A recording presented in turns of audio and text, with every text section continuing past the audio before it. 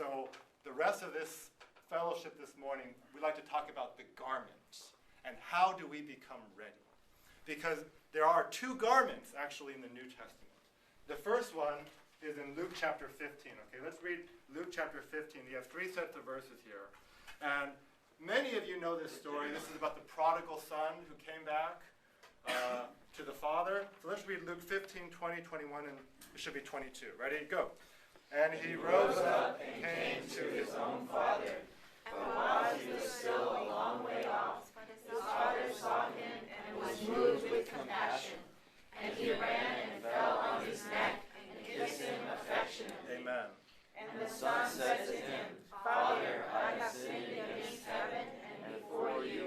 I am no longer worthy to be called your son.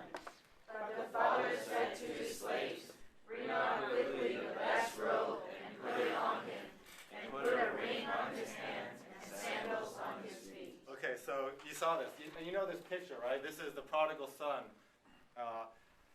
And he came basically straight from the pigsty. You know, he was there feeding pigs. And he said, what am I doing here? I belong to the Father.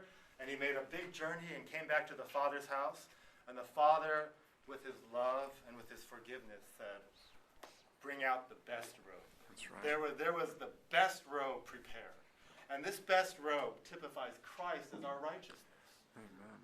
And brothers and sisters, Christ is our righteousness. Amen. I don't care.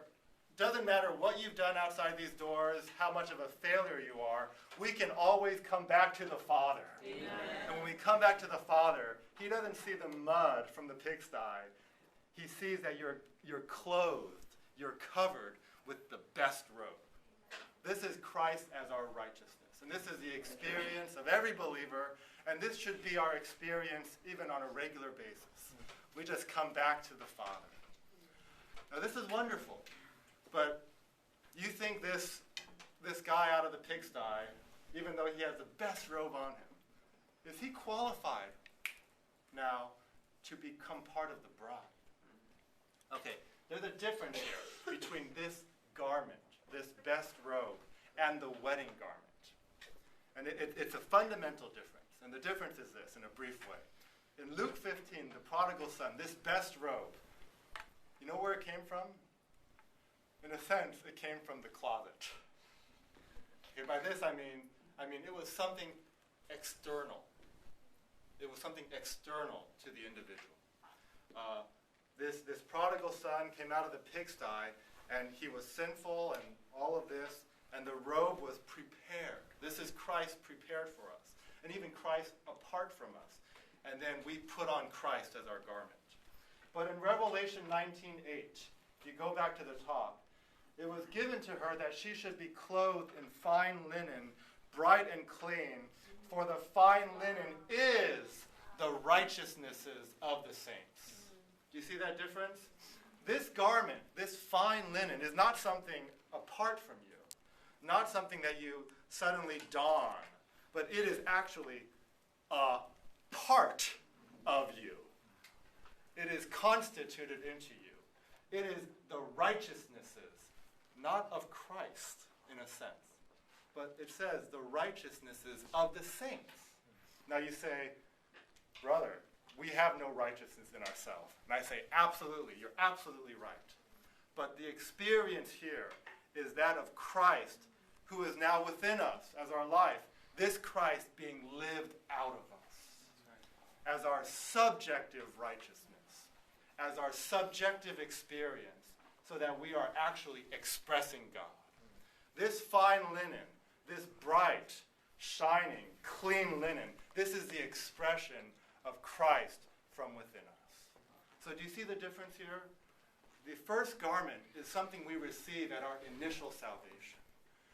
But this wedding garment is something that needs to be prepared by our growth in life, by Christ growing within us so that he is manifested from within us. And this is something that is subjective in our experience. Let's jump ahead to the next two verses, because this is a good example of what we mean by this kind of expression.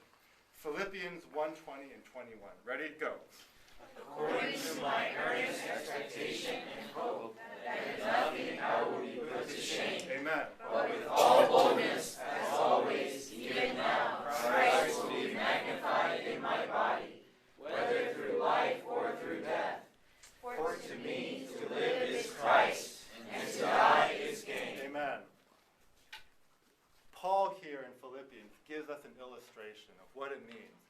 Christ to be expressed from us.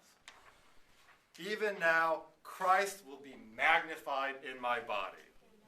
And then in the next verse, for to me, to live is Christ, and to die is gain. These verses show us something entirely experiential. There's nothing objective here, nothing doctrinal. But, right, to me, to live is Christ. How can you be more subjective? And even this living, there's an expression that means Christ is magnified in our body.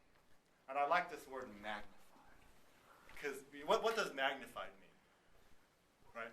Like a magnifying glass? Magnifying means it's enlarged.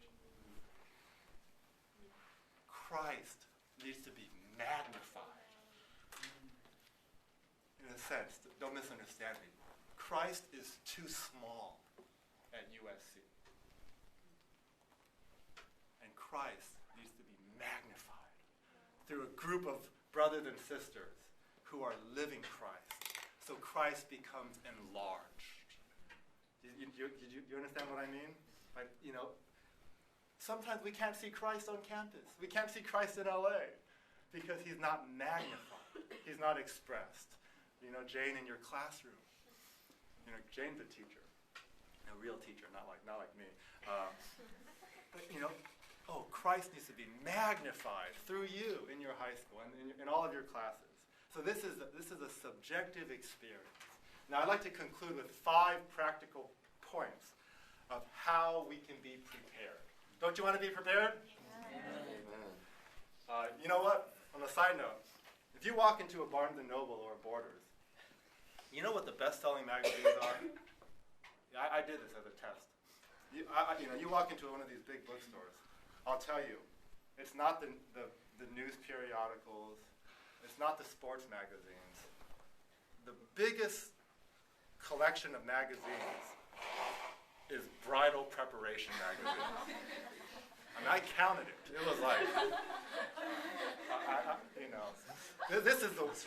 You don't get it, Alex, but all the girls in the room get it.